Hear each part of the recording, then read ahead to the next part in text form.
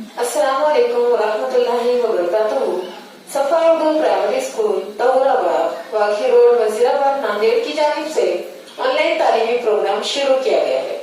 Us on line طرز تعلیم کے تحت ہم نے پچھلے ویڈیوز میں جماعت سوم کے مضمون ماحول کا مطالعہ کی درسی کتاب سے سبق نمبر 1 ہمارے آس پاس کا مطالعہ کیا ہے۔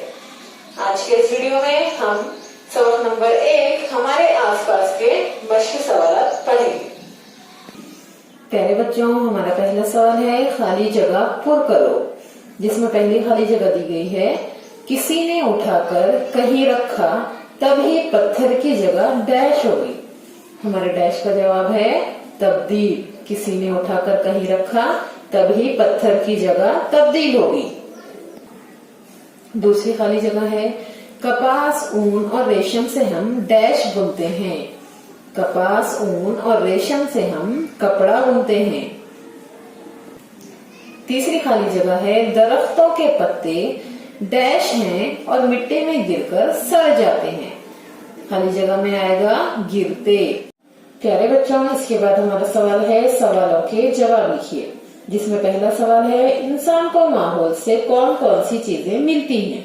جواب: انسان کو ماحول سے غذا کے لیے اناج ملتا ہے، کپڑا تیار کرنے کے لیے کپاس، اون اور ریشم ماحول ہی سے ملتا ہے۔ ماحول سے ملنے والی مٹی، پتھر اور لکڑی سے ہی انسان اپنا گھر بناتا ہے۔ سوال نمبر 2 ہے نباتات کو ماحول سے کس طرح مدد ملتی ہے؟ جواب: نباتات کو ماحول سے سورج کی روشنی، ہوا اور پانی ملتے ہیں، جن کی مدد سے وہ اپنی غذا تیار کرتے ہیں۔ چند نباتات کے بیج ہوا کے ذریعے منتشر ہو جاتے ہیں، جس کی وجہ سے مختلف جگہوں پر ان نباتات کو ماحول سے مدد ملتی ہے۔ سوال نمبر 3 ہے جنگل کی مٹی کس وجہ سے زرخیز ہوتی ہے؟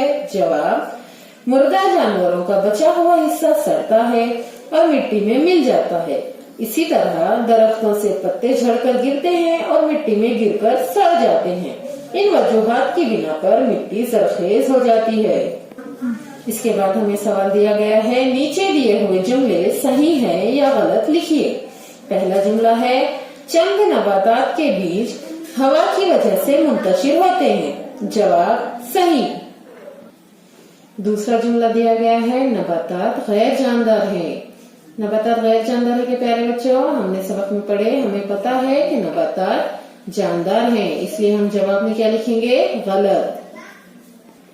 تیسرا جملہ ہے کیڑے اور اناج کے دانے کھانے سے چڑیا میں بڑھوتری ہوتی ہے۔ جواب: پیارے بچوں، اس طرح ہمارے سبق کے مشقی سوالات مکمل ہوئے۔ آپ سبھی ان مشقی سوالات کے جوابات کو یاد کیجیے اور ساتھ ہی اپنی کلاس ورک میں خوش خط لکھیے۔ ساتھ ہی ہمارے اسکول کے تعلیمی چینل صفا اردو پرائمری کو سبسکرائب کیجیے، تاکہ اس چینل پر آنے والے تمام نئے تعلیمی ویڈیوز کی نوٹیفیکیشن آپ کو ملتی رہے۔ اللہ حافظ۔